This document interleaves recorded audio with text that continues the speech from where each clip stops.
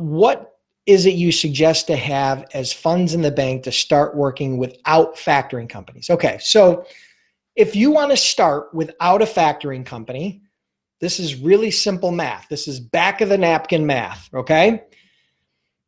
It really depends upon how many loads you plan on moving. Let's do the math. If month one, you plan on moving 10 loads, or you anticipate moving 10 loads, I'm just saying hypothetical, and the average load is $1,500. I'm just doing easy math, right? That means that you will be invoicing shippers for $15,000. Now, we know that on a typical shipper relationship with a broker, it's going to take 30 to 60 days to get paid. And we know that carriers want to get paid quick pays, and they want fuel advances, and they want to get paid in under 30 days. So if you just do, if you are, just for easy math, if you're going to make 20% on that on average on those loads, that's $3,000. That means you will need $12,000 to pay the carriers on those loads.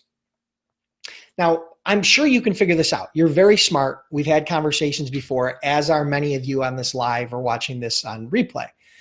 But that's really how simple it is for you to figure it out. Now, the big question is, how many loads are you going to do? And this is where factoring comes in, because factoring, once you have a factoring partner, it doesn't matter how many loads you're going to move. You don't need to know how many loads you're going to move. You don't need to estimate if you're going to move 5 or 10 or 20 or how much money you need in the bank, because factoring companies have unlimited capital.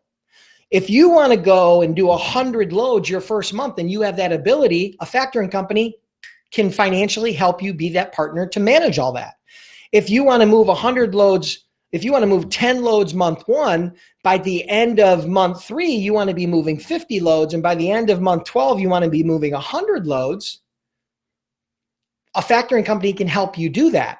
The challenge is, in most cases, the reason why factoring is a powerful strategy and OPM is a powerful strategy is because, number one, it doesn't require you to have the cash or the credit line, which most businesses are going to have a hard time getting as a startup.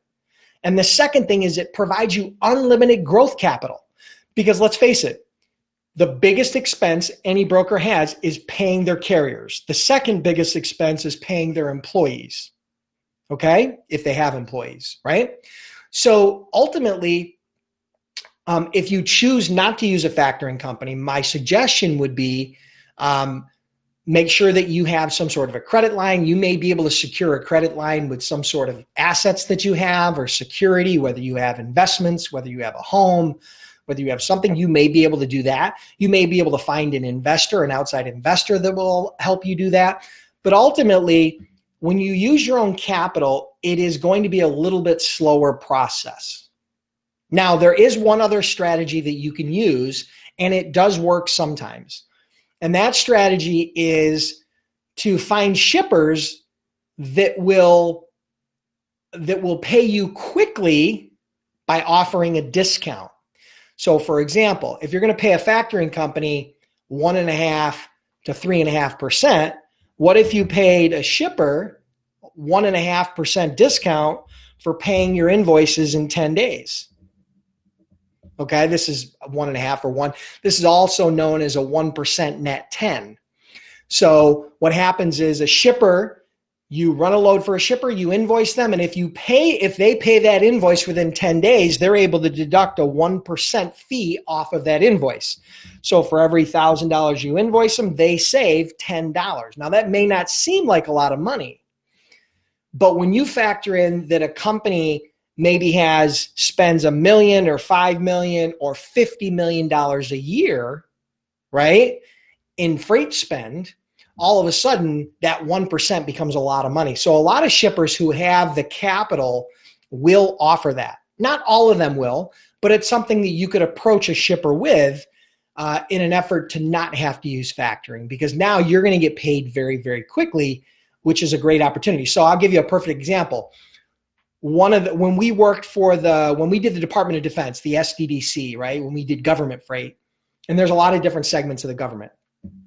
But when we did government freight, they would basically take a 1% or a 1.5% discount. I don't remember exactly what it was, but they would pay us in 72 hours. It was all electronic. We would submit the invoices electronically, and they would automatically deposit the money into our account. They'd take a 1 or 1.5% discount, but they'd pay us in 72 hours. And for us, that was worth it. So that was our form of factoring. So if we did, say we did a couple $1 million with the Department of Defense, which I think is what we were doing at one point. It wasn't a lot. But that allowed that cash flow to come in much, much quicker. So I think, Alina, I gave you a much more complex and a much more detailed answer than you probably asked for. But I did that because I thought you made those maybe follow-up questions, and I thought maybe some of the other audience members could benefit from that. So thank you for the great question.